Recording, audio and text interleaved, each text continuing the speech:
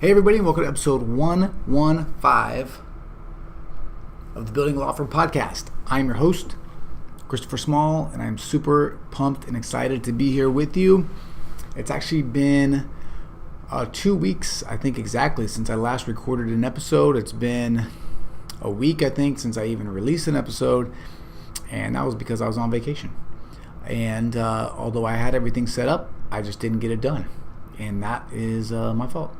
But it happened, and we're back, and it was a great vacation. Went to Palm Desert for about 5 to 6 days, played some golf, hung out at the pool, some time with the family, that kind of stuff. And now we're back. The weather in Seattle is amazing, and we're here to talk some shop, do some things. A couple pieces of housekeeping before we get going. Oh, maybe just one. Well, two.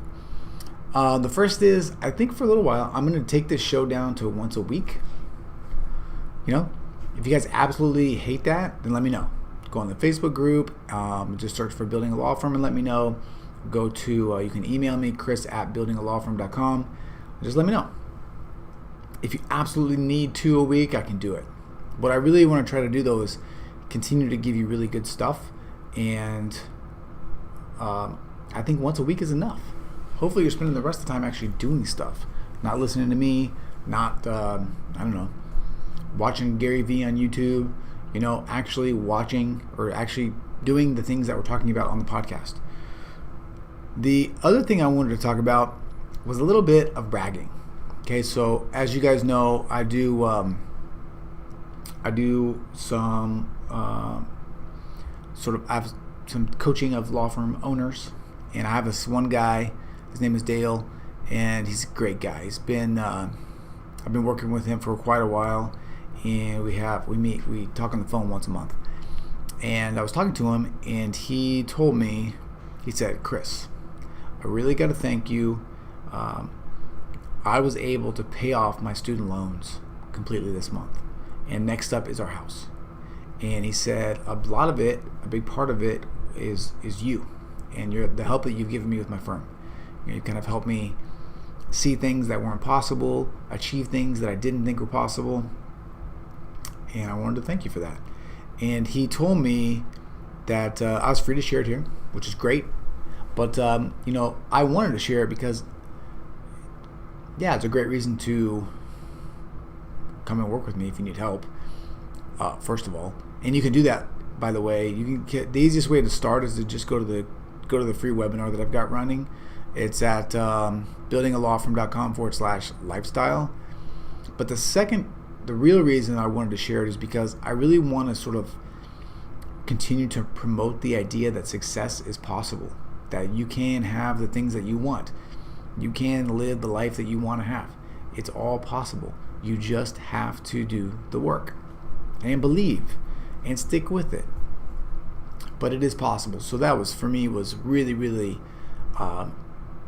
great news to hear. I'm really proud of him because, like I told him, look, I gave you the roadmap, I helped, but you get nowhere if you don't actually take action and do the things. And he did them. Sometimes it took a little while longer than it should have, but he still did it. And so shout out to him for being able to do that. And awesome. So anywho, let's get into today's topic, right? So I made this list, 5 lessons learned from my vacation, and that's what we're going to talk about. We're going to dive right in. So lesson number 1 was, big one. Going on vacation, your business will not fail. Okay? Assuming that you've done some of the things that you need to do, create some content, right? Create some systems and processes. Things should just continue to kind of hum along normally. Particularly if you're only gone for like 4, 5, 6, 7 days. Like if you're gone for a week, that's really only 5 business days max. Because you got 2 days on the weekend at least. If you roll that over and go Saturday, it's still the same. You're gonna looking at 5 days, 5 business days. That's no time. That's like 0 time in the grand scheme of things. So you can have your business should continue to plug along. You won't have any potential client meetings that week, maybe, but you should have a full calendar the week after that and the week after that. If you do that, that's exactly what mine looked like. And it's nice to have people sign up while I was gone.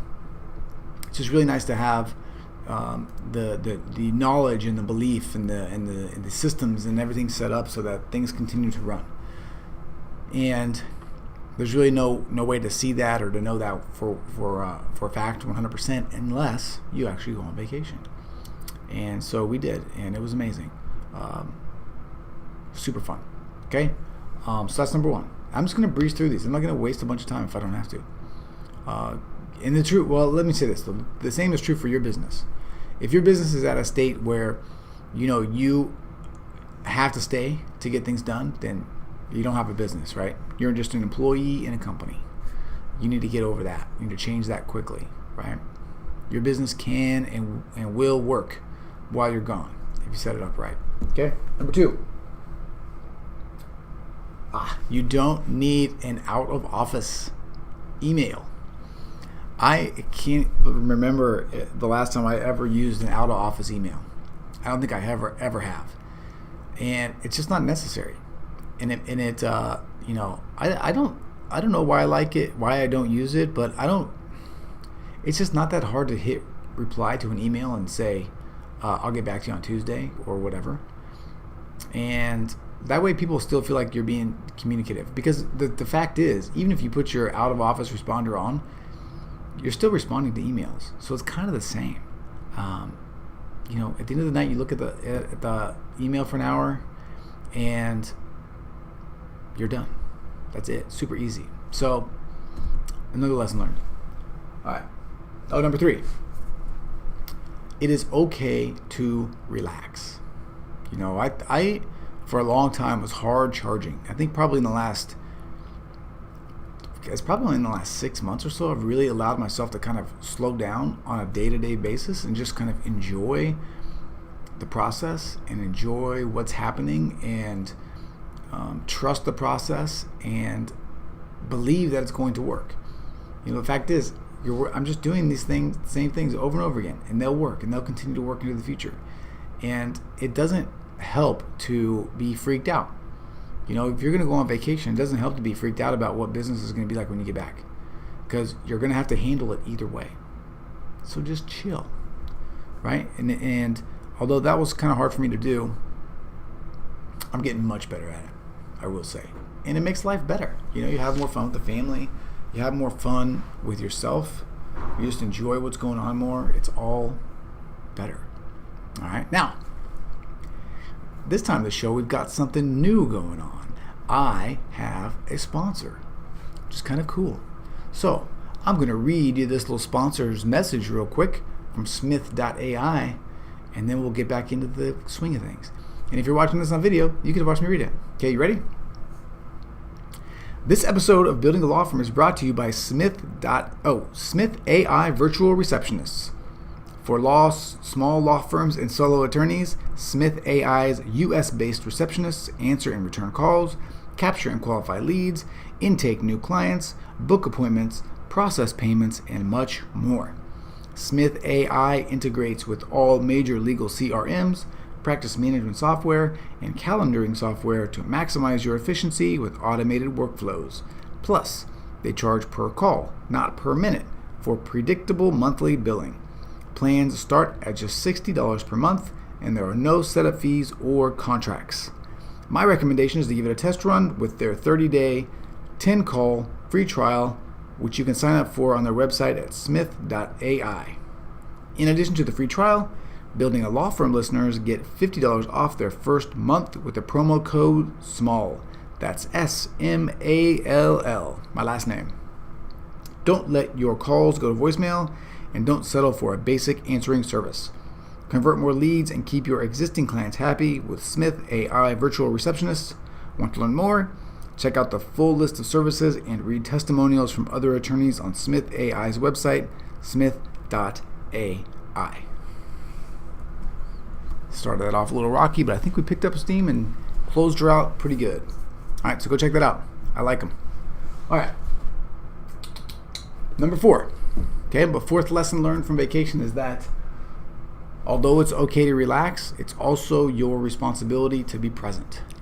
And what I really mean by this is, although we may want to just sort of check out and veg out and eat too much and maybe drink too much and just sleep or hang out, vacations are really a time for us to reconnect with our families, to really be present and give them the time and the attention that they need and deserve, and maybe that we fail to give them on the daily because we're so wrapped up maybe in some of the things that we're doing.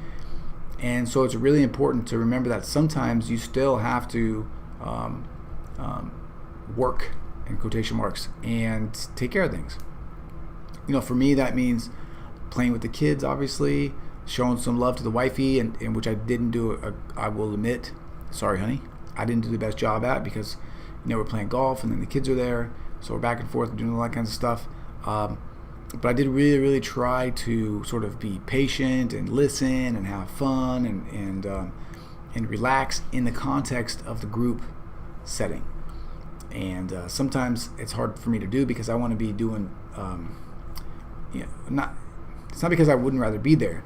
I'm just driven, right? So I have plans and I have things that I want to do as fast as I can do them. And so, for me, it's taking that time to relax, but also really taking that time to relax in a way that maximizes the time and the effort that I give to my family. So, and I'm not great at it, by the way, but I'm trying. And I would highly encourage you to do the same. Okay, so that was the fourth thing about vacations. And number five is, whether in your business, at home, or on vacation, life is going to throw you some curveballs. You just have to deal with them. So we were on the flight down there. Our youngest son, Dylan, was being like real cranky, real fussy. And the next day he had a temperature like 102. And then the next day he had a temperature like 105. Got hot. So we had to take him to urgent care, and we had to get some antibiotics, and we had to do some things. And 105 is like for real. That's a real temperature if you don't have babies. That's like legit. You start to get worried. And so it wasn't all super fun and rainbows and roses or whatever for our vacation. But, just like any of those things that pop up in your business, when they pop up in your life, all you can really do is remain calm, find solutions, listen to pros, and do the best you can. And that's what we did. He ended up being fine, got the antibiotics, got some ibuprofen. His temperature came down like really, really fast. And, by the time we went home, he was just back to his normal self. So that was great. But life's going to throw you curveballs no matter what. You can't let something not going according to plan ruin your business, ruin your day, or ruin your vacation. And we didn't. So I was proud of that. But it was a great time. It was fun. Can't wait to get on our next one, which will be in a few months. And we'll do the whole thing all over again. So 5 lessons learned from vacation. If you aren't taking a vacation, then you should. Even if it's just a day off where you go hang out at a pool or something, turn the phone off, turn the email off, and just give yourself a moment to think and reflect and be present and chill. Do it. You deserve it.